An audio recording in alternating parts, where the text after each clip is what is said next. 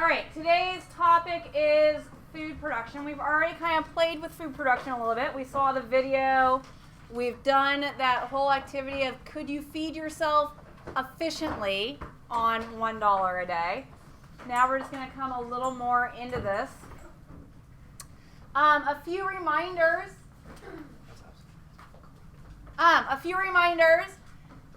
Less economically developed country. You're going to see it as the abbreviation, LEDC.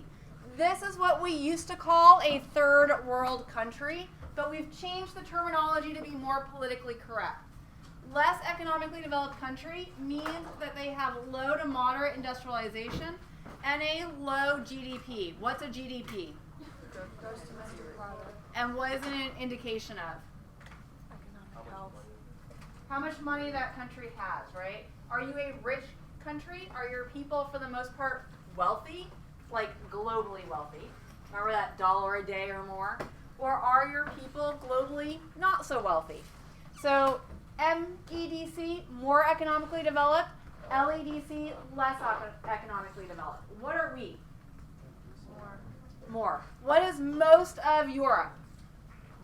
More. What is most of Africa? Perfect.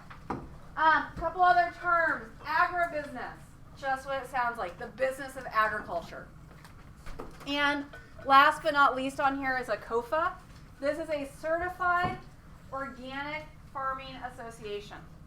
In the United States, in order to put the word organic on any of the things that you produce, you have to have the state come in and inspect your land. And your land has to have been like non-pesticide, non-fertilizer, non-anything for a certain amount of time.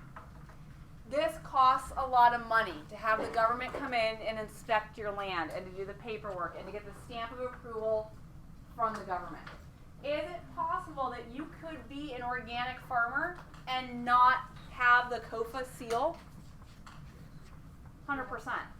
My favorite fruit stand at the farmer's market is organic. They grow everything in an organic way, but they're just not going to pay the government to get that certification, right? We don't want the government involved.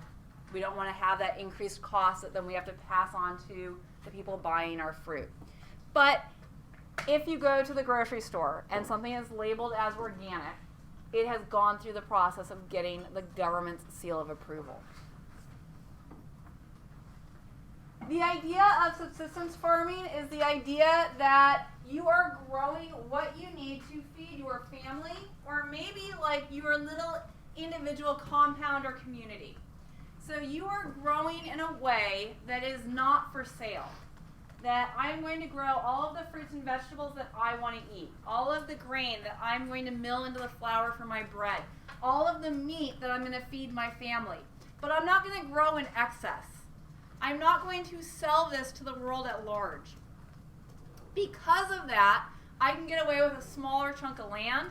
I can get away with less technology, less fossil fuel input, less mechanization, low levels of technology. This is what the family farm used to be. If you go back 200 years in America's history, we were almost all subsistence farmers. We were relying on ourselves, for the most part, to feed our families. With urbanization in the United States, we have changed to commercial farming for the most part. Commercial farming is a large-scale operation. It's run like a business, and these tend to be multi-million-dollar businesses. Commercial organizations have bought up or land-leased family farms. And I think I've mentioned that my husband's family farm is land leased to a commercial operation where they go in and they plant and farm on that land. And they are doing monoculture across multiple farms in the region so that they only have to have one type of machine to do the harvesting, that they only have to buy one type of plant, that they only have to buy one type of pesticide, one type of fertilizer. These are high input, high technology, therefore high fossil fuel reliance. You're doing all of this with machines. Very low manual labor involved in commercial farming for the most part. Because you have high fossil fuel and high chemical input, you have high climate change kind of like, possibilities.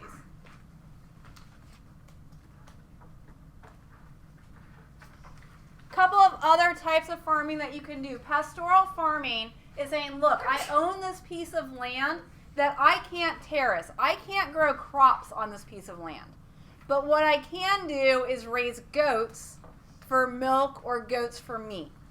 And they're going to live really well on this rocky piece of land that maybe just has some shrub that they can eat. On our pastoral land, we can also raise cows and sheep and llamas and other things that, aren't grains. I've used the term arable a lot in class. Arable means that this is land that is great for farming.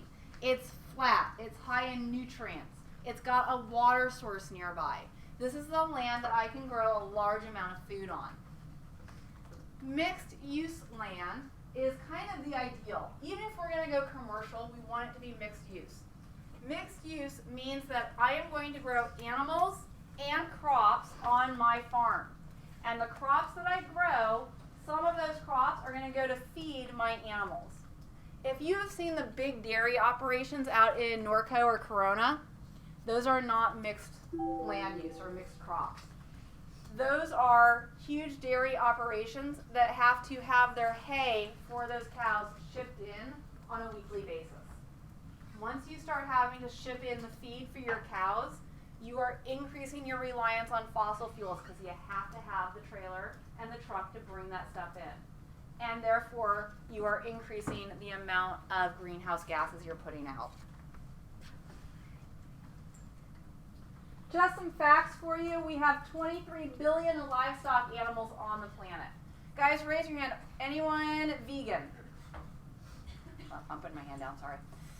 Anyone vegetarian? Pescatarian? Okay. Full-on meat eater? And guys, that's okay. We are designed as omnivores, which means meat and veggie and green and all of that. That's how our digestive systems do the best. That explains, though, why there are more livestock animals on the planet than there are humans. Livestock uses about 20% of the land, and our grains and our crops are about 11%. 70% of all fresh water goes to these livestock animals or these crops. Only 7% of Africa is cultivated. Why is that a thing? What is most of Africa? So they lack water. They lack arable land. They don't have the good soil. They don't have the great nutrients. Why is having only 7% of your land cultivated a bad thing? You need to import food. If you're only growing 7% of your land, you can't feed all your people with that. And so you're having to import food. That makes you an insecure country for food. That means if there is political turmoil, your people may have to go without. If there's some natural disaster that cuts off shipping lanes or cuts off transportation, your people are going to go without. It's not a great thing to be reliant on others for your food. The world's population has increased by 70% in the last 30 years, but food production's only increased by 17. What does that tell you?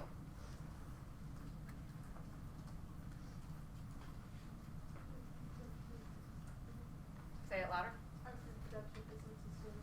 Yeah, it's not sustainable. We can't produce enough food for all the people, and we're going to have more people with food insecurity as the population gets bigger.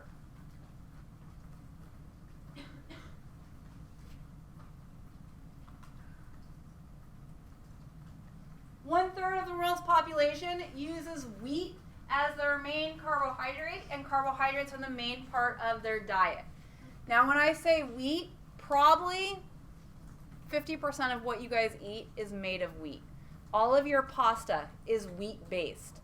All of your breads are wheat-based. Most of your cereals are wheat-based.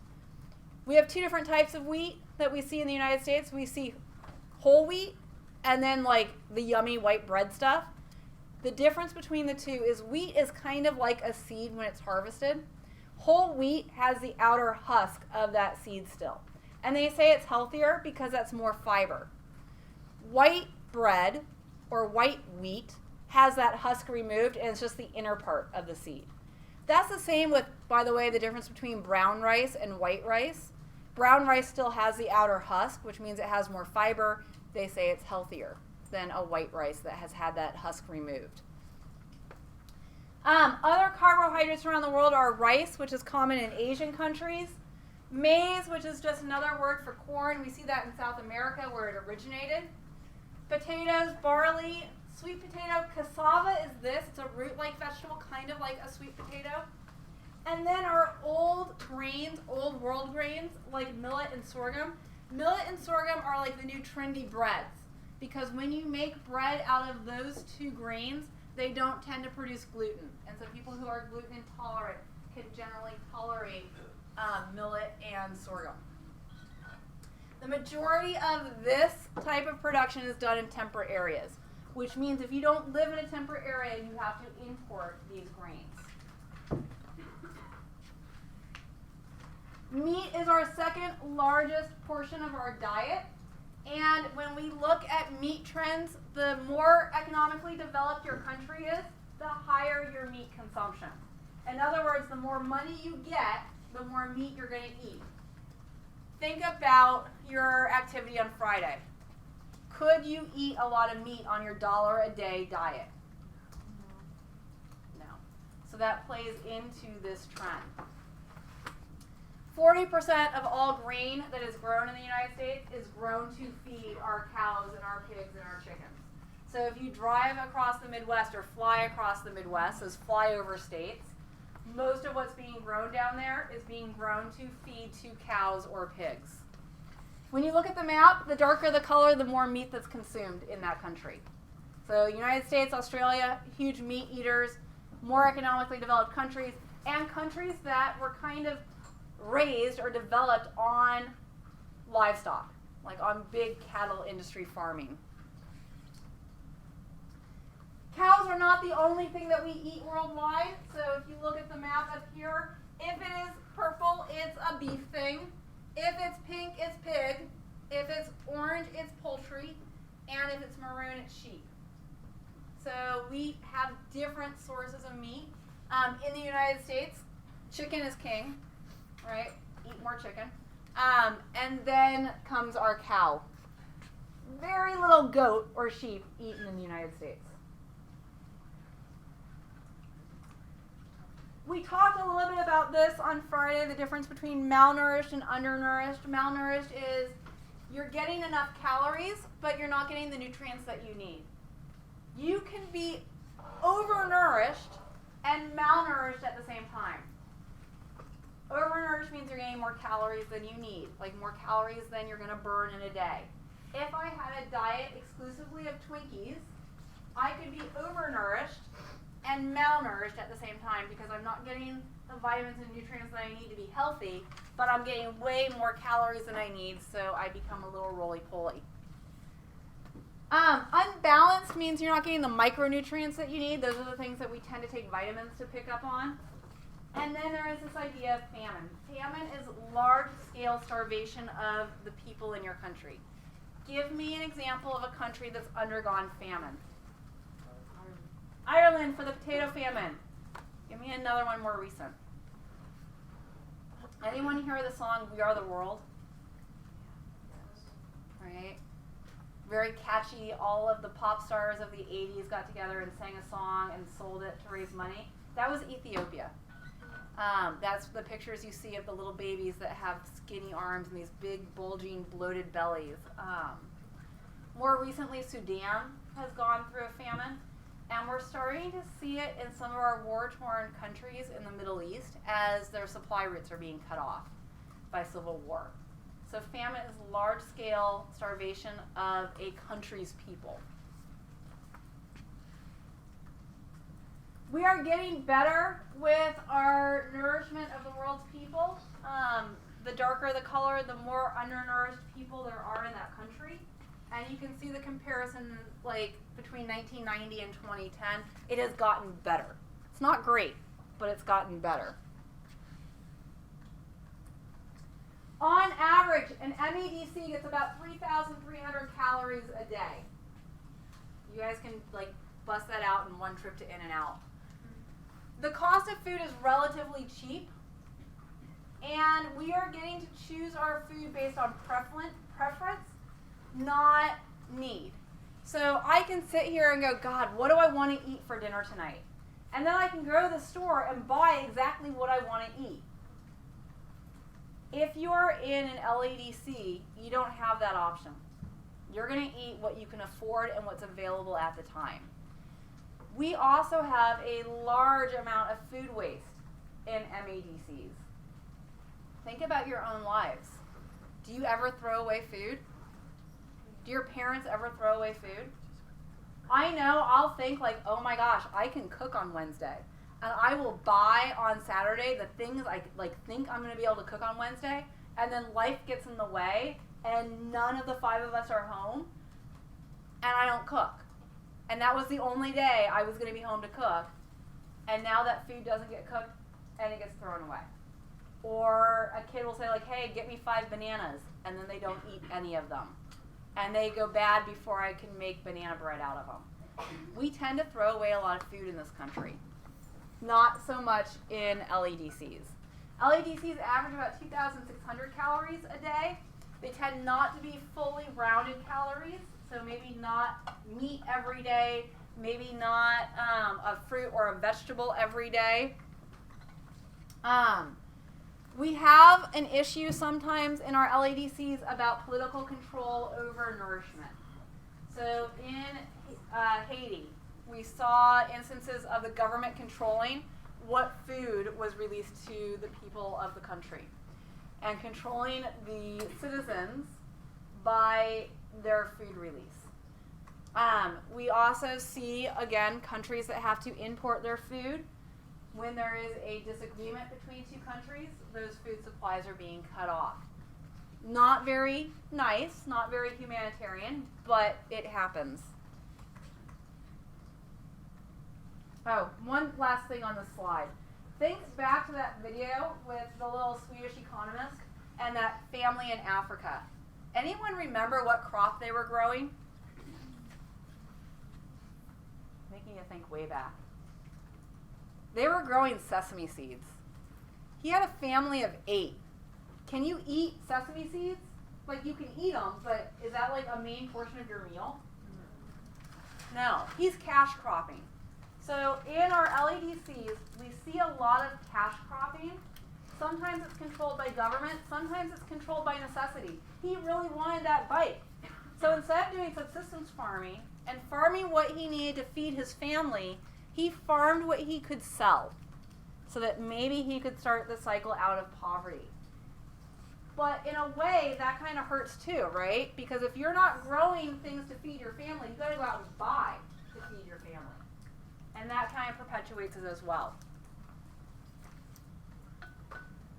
The image on the screen is daily calorie intake. Obviously, the darker the color, the more calories you're taking in. That's food loss, kind of interesting.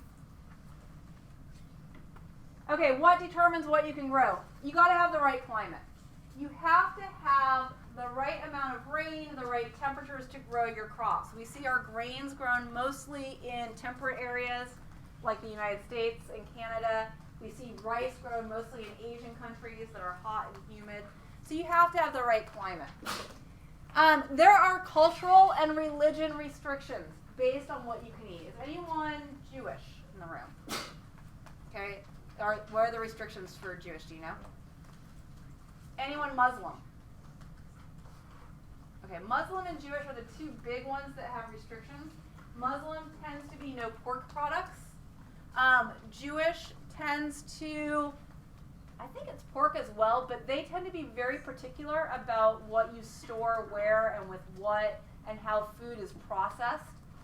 That's going to play a little bit into our food. How about Indian?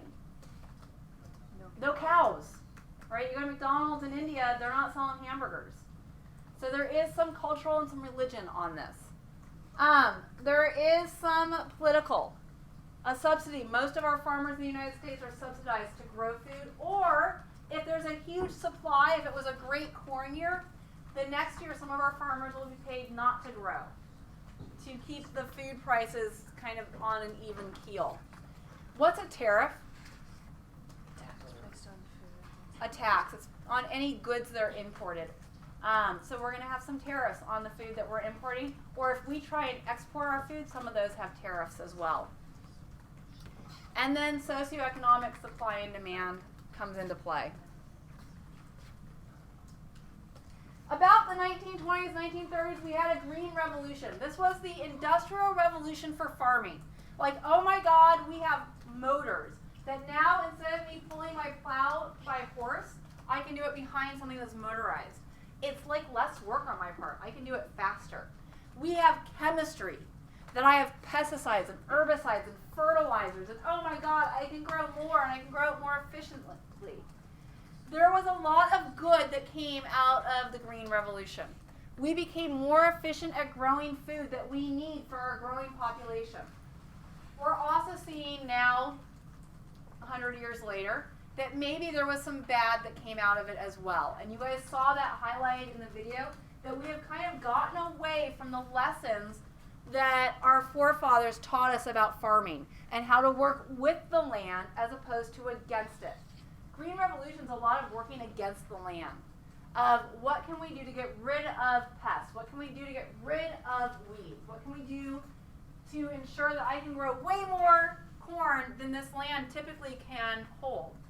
And it comes at the price of damaging the environment. It comes at the price of damaging the climate because it's very fossil fuel intensive. All of those motorized things that we're using are using gas and fossil fuels, which is kind of contributing to climate change. We have to find this equal medium where we still produce large amounts of food, where our farmers can still make a good amount of money, but we can do it without harming the environment. We have always had livestock. We eat meat. We like meat. Meat's good. We've kind of changed the way we do our livestock farming. It's gone from subsistence to now these huge cattle operations. In subsistence farming, all parts of your cow can be used. So you're going to eat the meat. You're going to eat, they call it offal. Has anyone had offal? It's all the organs, like the brain and the heart and the liver and the intestines. In a lot of cultures, that's delicacy. We tend to just throw it away. We can use the fur for textiles, the hide for leather. We can make tools and decorations out of the bones. In commercial meat production, we don't do any of that. But that is kind of the ideal of getting all of the use out of the animal that we can. We do know that we can feed all of that offal, that stuff that we don't want to eat, we can feed it back to the cows and make a bigger, better cow. Yeah, we do feed cow to cow. We kind of stopped that practice a little bit because of mad cow disease, where we figured out when we were feeding the cows of cow to cow that this pyron-based disease, mad cow disease, that basically melted their brains, was passing among the cattle. And so we kind of stopped a little bit of that practice, but it is not unusual to feed leftover animal parts back to, their children. Kind of sad to think. But let's put it in a cheerier tone. In Vegas, there are some buffets that will take all of the leftover food off the buffets and feed it to the pig farm that's outside Vegas and just make more bacon out of it. So it's like a win-win, right? All of the food waste gets utilized and we get more bacon because everything's better with bacon. In the video, did you guys catch why we use a lot of antibiotics, especially in our poultry farming?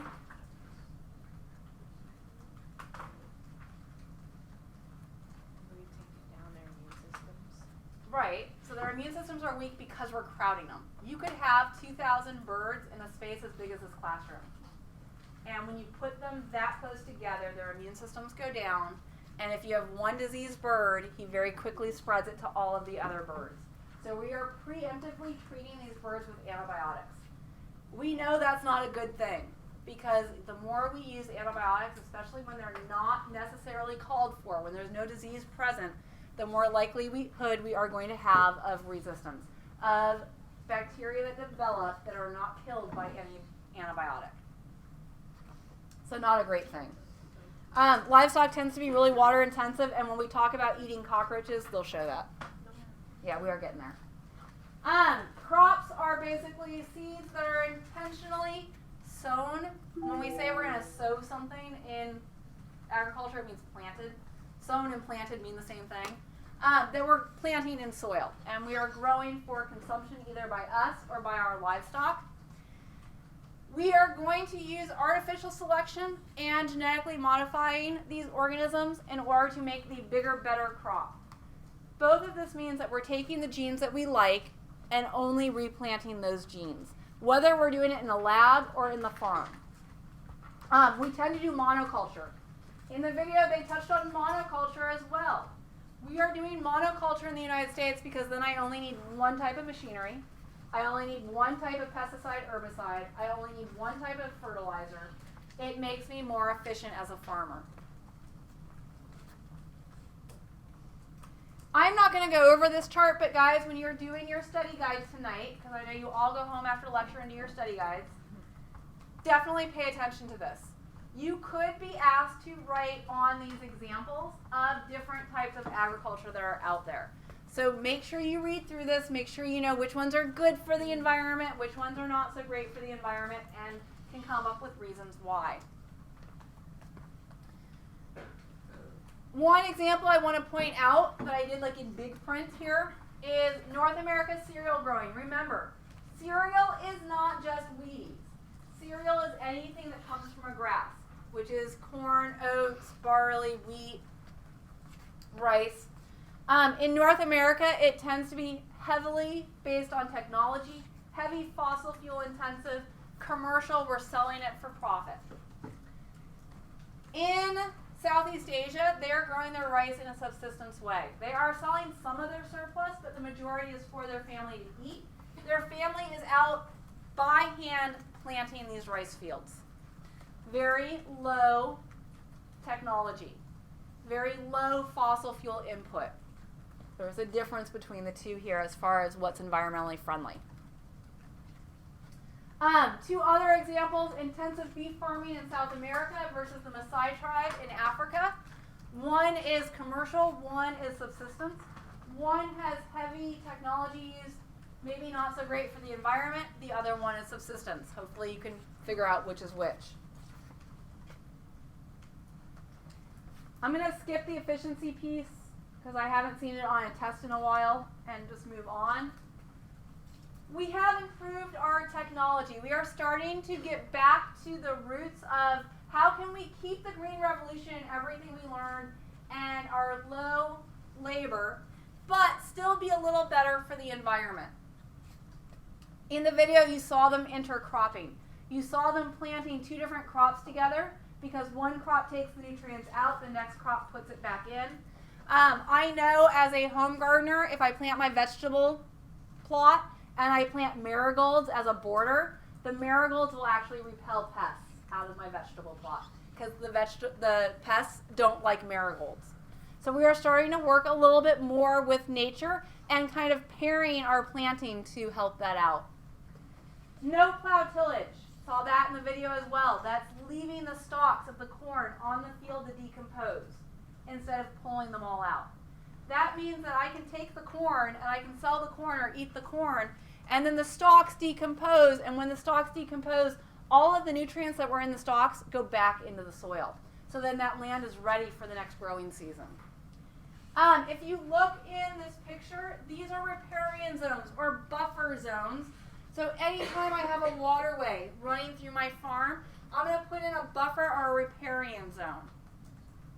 The idea here is that if I were to spray fertilizer on my field, that the runoff will get absorbed by this riparian zone or buffer and not end up in the creek. So that way we limit eutrophication. This is an advancement, low technology advancement at that. Biological control of pests. This is why you can buy ladybugs at Green Thumb.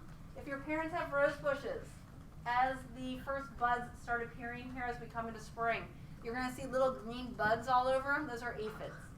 You can buy ladybugs at the nursery, sprinkle them on your rose buds, and they will eat all the aphids. Kind of cool. And we talked about trickle irrigation before. Pesticides actually are good. We do need pesticides. They're going to increase our crop yield, right? We just have to use them in a judicial way. And we're going to show a video here in a minute that talks about using drones to spot apply pesticides only to the areas where they're needed, as opposed to what you may have seen in a previous picture, where the planes flying over the field just spraying pesticides everywhere. Broad spectrum pesticides. If you have a bug guy come out to your house once a month, he's going to spray a broad spectrum pesticide. This is a pesticide that kills anything and everything. Any kind of creepy crawly that could be attacking your house is going to be killed by a broad spectrum pesticide. That's why we like them. A selective pesticides when you go to Lowe's and you go, oh my gosh, I've got a wasp nest above my front door, and you buy the spray that only kills wasps or only kills flying insects. Persistent and non-persistent. A persistent pesticide is what the bug guy is spraying. He only wants to come out to your house once a month because that's all you're going to pay for. So the pesticide that he puts out is going to last for 1 month before it starts to break down. Non-persistent, in like a day, will break down. The pesticide treadmill is saying that I go and I spray my broad spectrum pesticide and it kills 90% of the bugs in my house. But 10% are hardy little suckers. And those 10% survive. Now I got to get a bigger, stronger pesticide. And I spray, and 5% of the survivors still make it. Now I got to get bigger, harder pesticide. And you keep having to make your pesticide gnarlier and gnarlier to kill what's there. That's the pesticide treadmill. And it's hard to get off once you get on. The better idea is to use an integrated pest management system where you are using, still some pesticides, but in addition to that, you're using other methods to ensure that your crops remain healthy. And I'm going to show you the video because it explains it really good. Realize if you're sitting the IB exam, this is showing up every year on that test. It might or might not show up on the AP test, but this one shows up on IB all the time.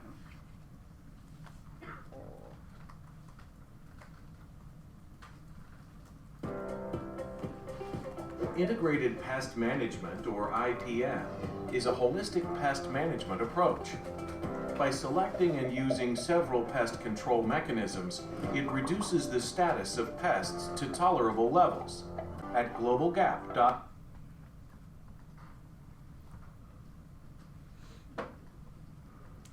All right, so some of the things we can do other than the IPM is alter what we grow. We can genetically modify or breed plants that are more drought resistant. Or in California, the movement has been to pull out all of this tropical landscape we have and buy native. So I have slowly over the year replaced a lot of my plants around my house with sage, which is a native California drought resistant plant. Why not work with what nature gave us, what's developed here? Just for an FYI, people think like, oh my God, GMOs, and we're going to talk about them maybe today, maybe tomorrow. We have been altering food forever in the farmland. As opposed to a GMO that's done in a lab, this is what a watermelon started as before we selectively bred it. This is corn, right? That's a carrot. At some point, people said, oh, I can eat that. And then we started selecting things that looked more and more like our current carrot. Eggplant, the big purple thing, that's what it looks like. Bananas, whoever thought that was like the great thing to eat? But we have always selectively modified our food to be more palatable.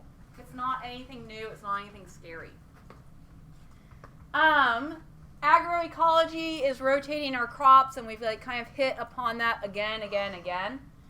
And then there's this idea that we really need to lessen our food waste. Europe kind of has a good thing going. If you're in France or Italy, you are going to the grocery store on a daily basis, or not really a grocery store, but the markets, and you're buying just what you need for that day, which means I know right now what my schedule looks like, and it's different than what it looked like at 5 o'clock this morning before I knew my kid was sick. I could change my plan for what I'm making tonight because I would be going to the grocery store after work anyways. As opposed to in the United States, most of your parents are shopping 1 day a week. We shop every Saturday. And I'm trying to think ahead 5 days. By doing that, there is some food waste inherent as opposed to doing that shopping on a daily basis. We can come up with ways to lessen our food waste. We just have to be better about it. We can monitor and control what comes in and out. Who has come back to California from Vegas by car? How many of you guys have ever been stopped at the checkpoint? Right? They have an agricultural checkpoint a little ways into California, and the goal here is to ensure that we don't get any pests, any funguses or any bugs into California that could harm our cash crops. Most likely you're going to get stopped if you have a trailer, and we used to camp outside of California all the time with a trailer. And it's 50-50 whether or not you're going to get stopped, right? They're randomly spot checking you. And the last time I got stopped, we had been on a 3-month road trip over the summer when the kids were little. And I had fruits and vegetables from farmers markets from about 5 different states. They came into the trailer, they go through all of your cabinets, they go through all of your fridge, they go through all of your under storage, and they collect anything that's fruit, vegetable, or wood. By wood, I mean wood for your campfires, not like wood in the trailer that's like a cabinet, but like campfire wood. And then they make a note of where it's from, and they put it in quarantine, and they see if any bugs appear or hatch or whatever, so that they can trace where possible infestations will come from. You're not allowed to bring anything fruit or vegetable into California from another state. Historically, I always get stopped when I don't stop at the rest stop right before the checkpoint and throw things away. And I always get stopped I never get stopped when I do throw things away. Anyways, totally different aside. One of the things we can do as an improvement is change what we eat. We can change our diet. And one of the pushes lately is to move away from meat as our protein source. So, let's see a little video on it because it explains it better than I ever could. Many people find the very thought of insects And you can buy the protein bars that are made with crickets. A few years ago, a student had one. I tried it. It's not bad until your mind gets involved and you go, oh God, I just ate cricket. So if we can eat it without thinking about it, it's a great source of protein. Actually better for the environment to grow bugs than it is to grow cows. We can eat seasonally. By seasonally, it means that we eat things that can actually be grown in our area during that season. Okay, so let me ask you this. Are strawberries in season in California right now? No. Can you buy strawberries at the grocery store right now? Where are they coming from? Somewhere else. They're coming from South America. Chile, Argentina, Brazil, which means by eating non-seasonally, we are increasing the transportation or miles that our fruit is moving, which is increasing our fossil fuel dependence, which is increasing climate change. So the idea here is to eat seasonally. All right, a genetically modified organism is an organism that we have improved in the lab by taking genes of one organism and putting them into another. Historically, the 2 big ones here are BT corn, which is the majority of the corn grown in the United States. We've taken a gene for insect resistance and we've planted it into the genetic or genome of corn, and now the corn is insect resistant, which means we're losing less corn to crop damage. Awesome. In Asian countries, there was a major vitamin K deficiency, and so we took the gene for making that vitamin and put it into rice and solve that deficiency. So genetically modified solves a lot of problems. A lot of people are terrified of it because it's in a lab and it's not natural. It's just a quicker way of doing what we've done through selective breeding. In the United States, these are all of the things that are genetically modified, and in the United States, they don't need to tell you. In a lot of European countries, foods are labeled as genetically modified. There is a big push because of that fear-mongering that, oh my gosh, it could cause cancer, it could kill you. We don't know. It's in a lab, and lab is bad, and science is bad. To label foods in the United States as non-genetically modified, it gets people to buy it. It's not any better than the Wheaties that are genetically modified. All right, last thing, this idea of CAP. CAP is the European Union's Common Agricultural Policy. It is subsidizing agriculture in Europe, which means that the government is paying our farmers to farm. 40% of the EU's budget goes to subsidizing farmers, to helping farmers continue to farm. So that's a huge amount of their budget. It's going to set the price for agricultural goods. It kind of eliminates the supply and demand idea by setting a price at a governmental level for milk. We don't do that in the United States. I remember when my mom was still living in Indiana, I went and bought strawberries the day before I left to Indiana at the field where they were being grown, and they were $7 a pint. I went to Indiana and I bought California grown strawberries for $2.50 a pint, right? And they had to be shipped to Indiana. We don't set a price, Europe does, and it kind of makes sure that there's no overcharging or undercharging. Puts high tariffs or taxes on food that's imported. That ensures that Europeans eat European food. Some of the problems. People say that a cow in Europe makes more money a day than a person in Africa, based on the subsidies. It keeps some food prices artificially high. Even in a good growing year, you're still going to pay a high price for that food. The same price that you would pay in a bad growing year. It gets rid of supply and demand and encourages high yield and high surplus. All right, that's where we end for the day.